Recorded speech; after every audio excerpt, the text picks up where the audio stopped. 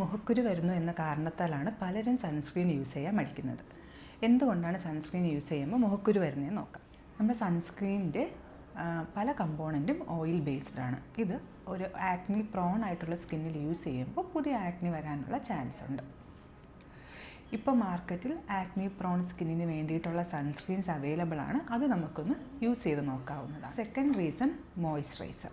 Already ഒരു moisturising എഫക്റ്റുള്ള sunscreens ആണ് മിക്കത്. ഈ ഒരു മോയ്സ്ചറൈസർ ഇട്ടതിന് ശേഷം വീണ്ടും സൺസ്ക്രീൻ അപ്ലൈ ചെയ്യുമ്പോൾ ഓവർ ഓയിലി ആവുകയും വീണ്ടും ആക്നി വരാനുള്ള ചാൻസ്. സോ ഫസ്റ്റ് ഒരു ഫ്യൂ വീക്സ് ഒരു സൺസ്ക്രീൻ യൂസ് ചെയ്യുമ്പോൾ സൺസ്ക്രീൻ മാത്രമായിട്ട് യൂസ് ചെയ്യുക.